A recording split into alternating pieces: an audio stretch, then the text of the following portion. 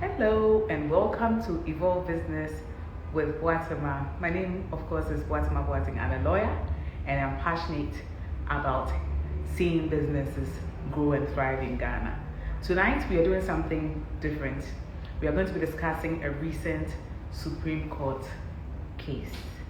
And our guest is Mr. Alesu-Dordzi Esq, my mate, someone that I call a brother, who is very on top of his issues and who's also very deep into how companies are run and finding legal solutions for companies. Okay, so I see Efriye and Sami.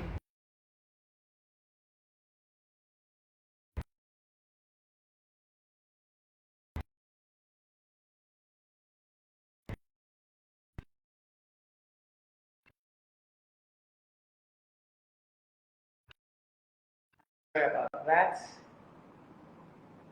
That came from my phone. Okay. Hi, Samuel. How are you?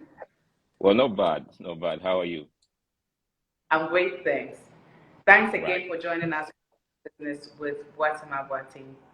And I'm super excited that we are doing this with you because usually we'll have a letter from a viewer and we'll discuss it. Today, we are discussing something that has already been done.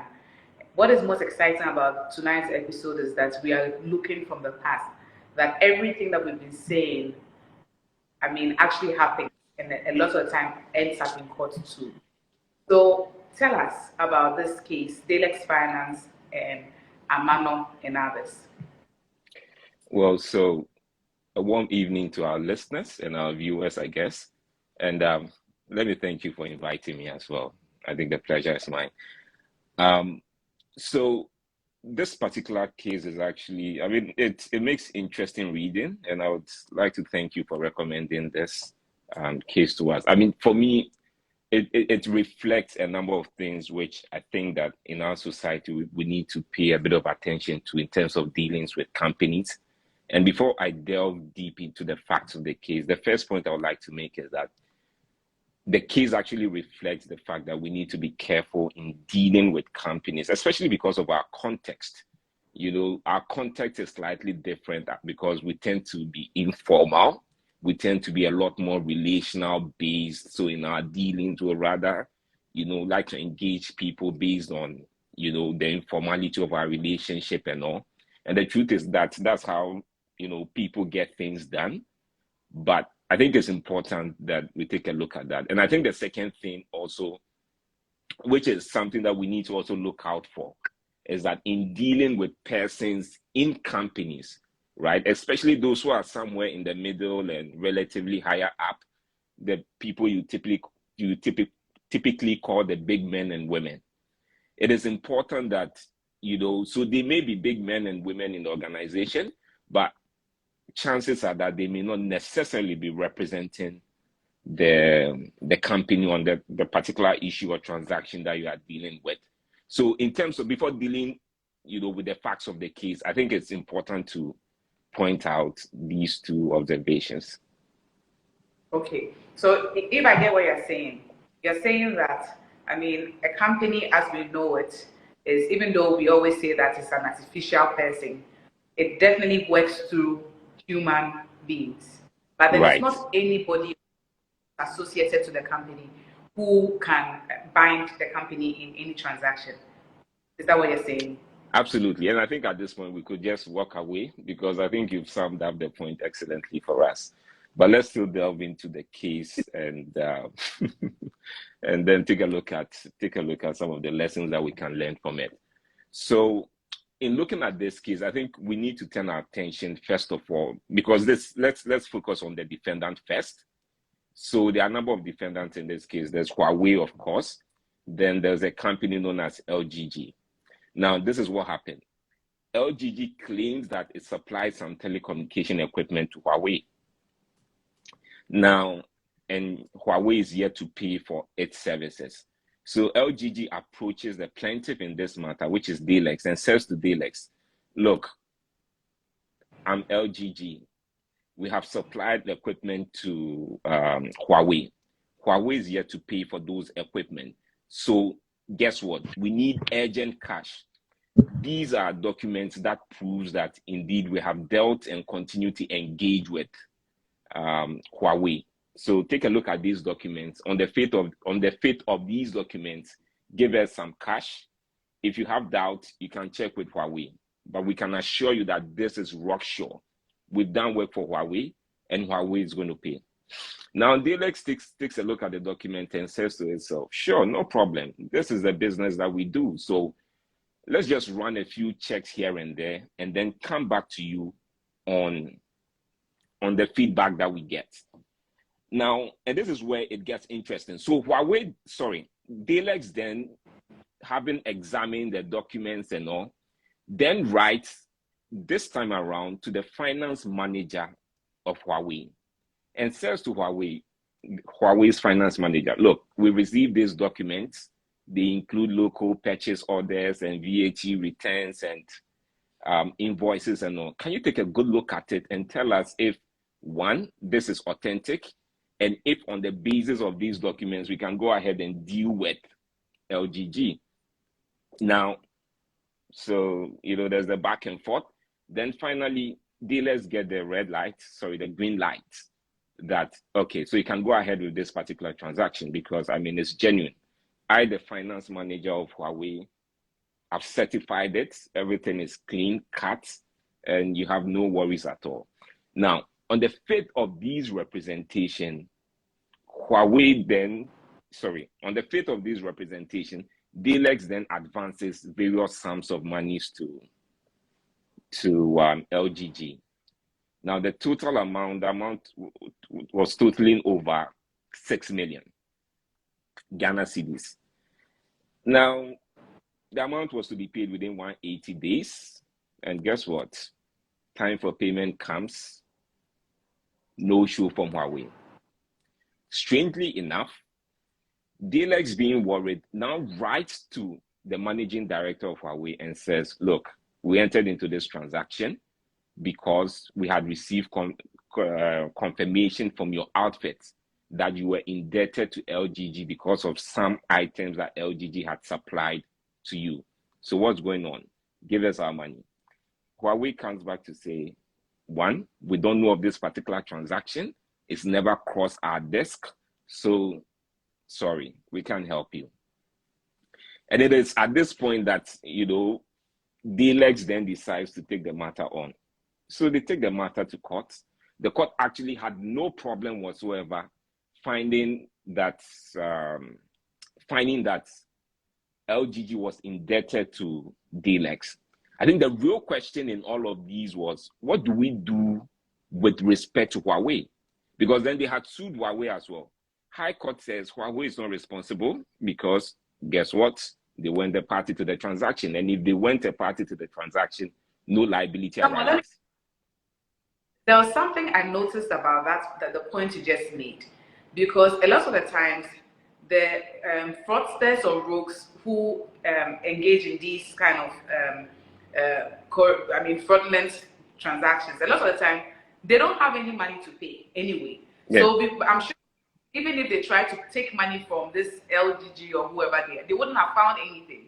And so a lot of the times, the reason why they will try to go to the man of means, in this case, Huawei, will be because it's a multinational and it would have been in a better position to pay if the court would have. No, absolutely, because Huawei in this instance is the guy with a big pocket, so obviously it can afford to pay. And you rightly observed, because of how these things work, the fraudsters typically they have little resources, and it's hard to trace the little assets that they have as well. So High Court says no, Huawei is not responsible. Court of Appeal says Huawei is not responsible. And interestingly, the Supreme Court says Huawei is not responsible. So let's take a step back and then see why the court, went the way it did. For starters, the court was clear in its mind that Dalex did not deal with the persons who had capacity to bind the company. So question, who are those who have capacity to bind the company in this instance? So the first is the board of directors, because, the board of directors are actually in the companies are the persons who are set to run and administer the business of the company. So it is not without dispute that they have the capacity then to bind the company. Two, we've got the shareholders. Now, the shareholders are also similarly clothed with capacity, because we may disagree in terms of the theoretical basis of their interest in the company, but the truth is that lots of people know that shareholders actually exercise and exert real and actual influence into the going-ons in the company, right? So we probably will not call them owners of the company, but definitely they are significant stakeholders in the company as well.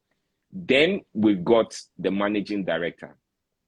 And the managing director is typically the person who has been appointed, right, amongst the directors to represent or to carry out a particular, activity. But typically, these three people are those who can bind the company. And this is point one. Now, there's also the aspect that deals with agents of the company and officers of the company, because aside the directors, aside the shareholders, aside the managing director as well, there are also a wide range of persons who play different and various roles within the company. So, question, how are these persons able to bind the company as well?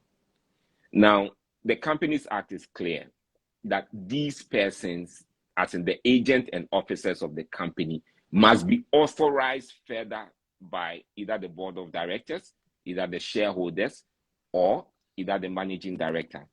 Now, the court also found that the officer that Dalex dealt with, glorified title, interesting title, it sounds like he's high up there, finance manager. It doesn't get as better. It doesn't get any better than that within the organization. Now, the finance manager, the court was clear in its mind, did not have the power and the mandate to bind the company in any transaction in the absence of an approval from either the shareholders, the directors in general, the directors as in the board of directors, or the managing director. So at this point, it is clear, and I hope our viewers and listeners are also clear in their minds that the reason why Dalex found itself in the situation that it found itself in was purely because of the persons that it first dealt with. And I suspect that whatever challenges that Dalex had may have been as a result of the fact that they would have taken a lead then from LGG. And of course, LGG was, they knew what was going on between them and the finance manager for Huawei. But I think the point has to be made that in the absence of any authority from the board of directors, from the shareholders, and then from the managing director, there was no way any transaction could be said to originate or to be approved by the company in the absence of those approvals. I don't know if you have any question for me at this point. So this is what I'm hearing from you, okay? And the question is, so you're saying that when dealing with a company, you should look out for two main, let's say, organs, okay, or two main groups of people. The first one will be either members in a general meeting, board of directors, or a managing director acting in the usual course of business. So that's the first set of people. And those ones, when they act in the usual business, their acts are deemed as acts of the company, right? Right. And then second set of people, those are officers and agents of the company. Those people, from what I'm hearing, are generally, those people's acts are generally not binding on the company. So if I'm a third party and I'm dealing with them, I have to beware of who I'm dealing with, okay? Unless those people have the authority from the first set, Is that what you're saying? Absolutely. So that's it. That's it. So okay. it's actually, so it's lots of people would find that case this particular case very difficult to deal with. And as I've explained, it's because of the informality with which we probably carry out business in this country and all. And it's secondly also because then they are wondering, sitting back and wondering, wait a minute, this is finance manager. I mean, it doesn't get as high as, one can imagine. And that's why I referred at the outset to the fact that persons, I mean, when you are dealing with the security personnel, the front desk executives within the company and all, you probably are clear in your mind that, these persons are not in a position to bind the company in any shape or form. But in the instance where you are dealing with higher ups or relatively higher ups within the company, that's typically also where the danger comes from. Because at the end of the day, you look at the person's title and the person's pedigree within the organization, you begin to wonder or probably assume that this person has what it takes to bind the company in a transaction. And BB, I mean, it even gets a bit more complex when these days organizations, just to improve the way people feel about their position, now attach the director nomenclature to basically everything and anything. So there is the director in charge of finance, director, marketing director, and these people are not even appointed as directors of the company. Absolutely. Someone that special executive director, and this person is not appointed director. No, I mean it's funny, and it's not something we pay a lot of attention to, but all of these things, and I guess probably that could be a separate discussion for another day, but all of these things in one way or the other causes confusion in the minds of people and also kind of like blur the lines a bit. Because, I mean, why would you call somebody a director who does not sit on the board?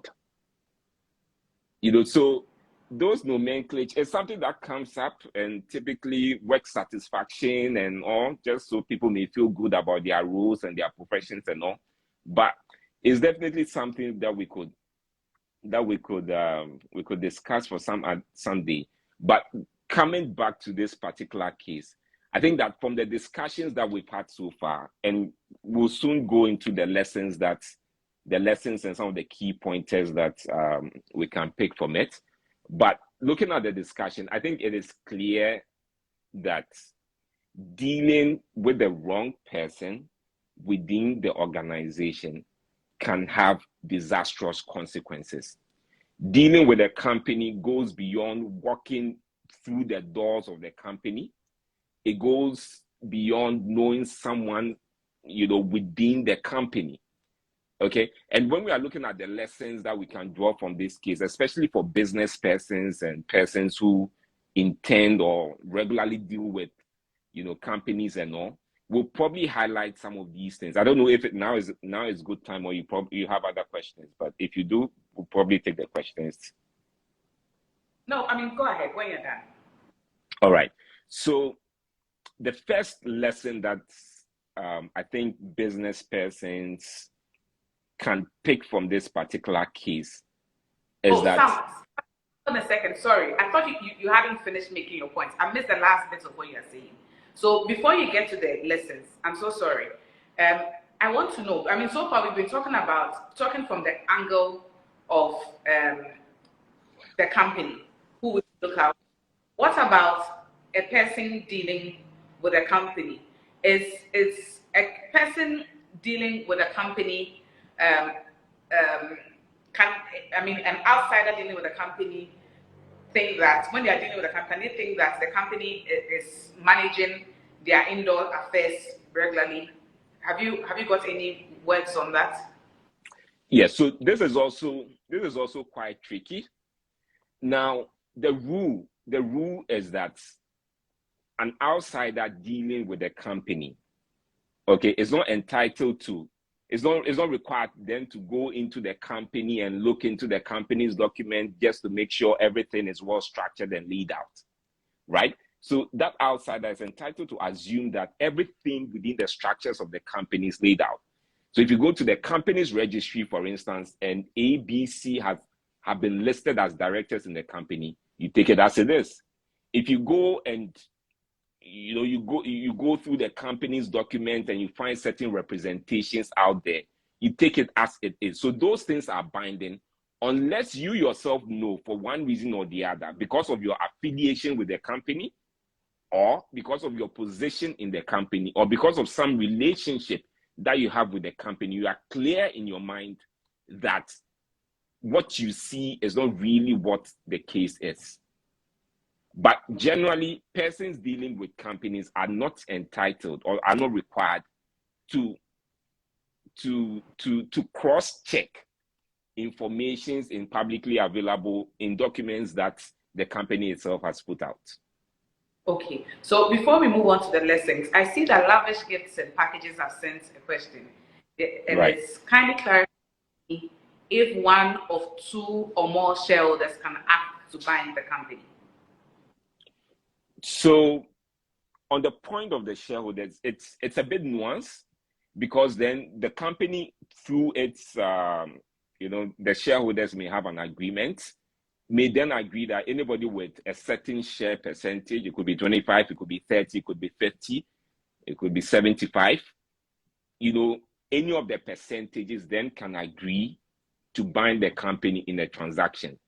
Or they could even make it a bit more detailed by saying that, well, transactions to a certain tune, a shareholder with X number of shares may be able to bind, a shareholder with Y number of shares may be able to bind.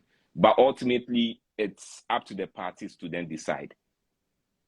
Okay, so I think to add to what you just said, so you are talking from the angle of a shareholders agreement, or if there's a provision in the constitution.